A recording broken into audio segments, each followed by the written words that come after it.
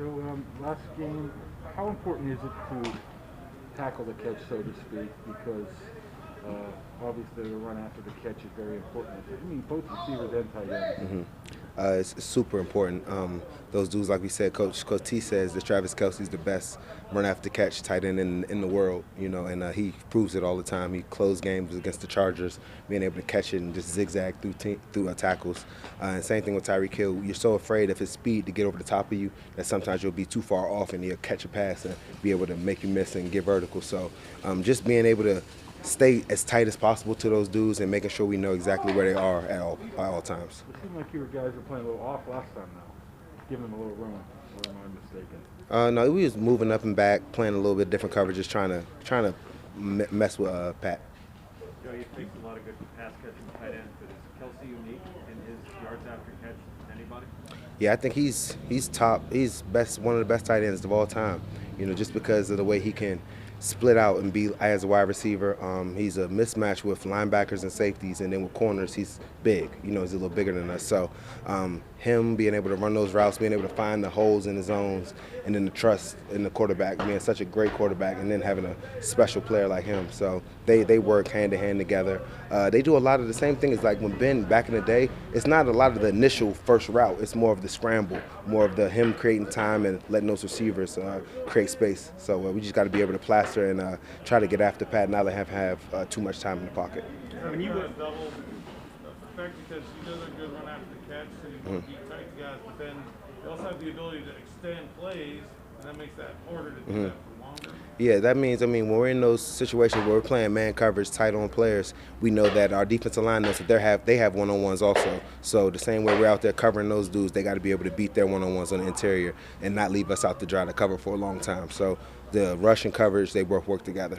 When you ended up on the COVID list last week, were you thinking, like, oh no, here we go again, like you're snake bit or something? Oh, I was pissed. I was so upset. I was just trying to figure out. The only thing I wanted to know was, is there any way I can get back to play? Like, what tests do I have to take? And just wanted to take tests as many as I could, because I was sick when I woke up on Wednesday. I felt terrible, and after that day, I was good to go. Joe, do you believe in fumble luck? Is there such a thing as? I don't even fumble luck. Yeah. I don't know what that is. There were 5 fumbles in the last game against the Chiefs. They got all of them. I mean, is there that's just the way the ball bounces? That's the way the ball bounces. We at the same time, we just got to make sure we get to the ball. Any of those balls, we got to make sure that we can come up with 1, 2 of them. It's just going to change possession. So I don't really think it's too much luck. I think we just got to try to get more people to the ball.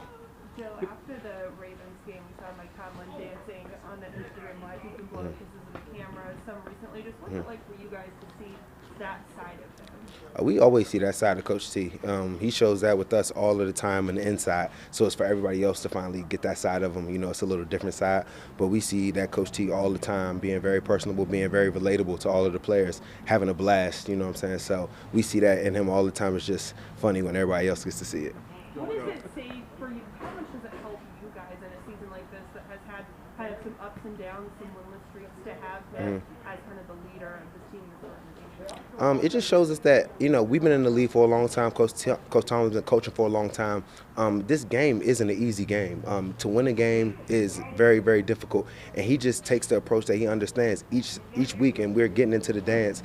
There's a lot of teams aren't in it. It's only 14 teams in it. So we could sit there and talk about all of the bad things that we've done, but at the end of the day, we need to watch the tape, study on it, and go out and try to execute. So I just love the fact he's not going to harbor on the things that we can't control, but moving forward, what can we do to make things better?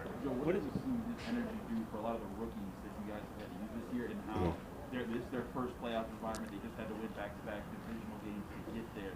How have you seen that kind of translate to the effort that they're giving in going into the playoffs? I think it's just everybody being aware of the situation we're in. We really didn't know if we were going to have a chance in the dance. And once you get in, everybody's on an equal playing field. It doesn't really matter what seed you are, how you got in. It's 3 games to the Super Bowl, and 4 games, you're a Super Bowl champ. So as we look at it like we win 4 games in a row, we'll be Super Bowl champions. You put that in perspective, and it's 1 game at a time. We got Kansas City, then we got another game where we play. So just putting that in perspective and knowing that the other teams are home. A lot of dudes, friends that played in college with them, they're on their off season. They're chilling, they're hanging out. We still got a chance to win the championship. So just with that being said, everybody knows this. nothing to play with. This is my 12th year in the league, and I've been to the playoffs 3 times, and it's going to be my 2nd game I've played in. So just telling dudes like that, yo, I've been in the league 12 years, it's my 3rd time. Don't take it for granted. What does it mean to you not being able to play in the playoffs last year, to get that chance this year, also knowing this might be your last year here? Oh, man, it means a lot. You know, like I said, this is 12 years. It's going to be my 3rd time in the playoffs, 2nd time ever playing. You just can't take them for granted. And me being in this league this long, I just realized it so much.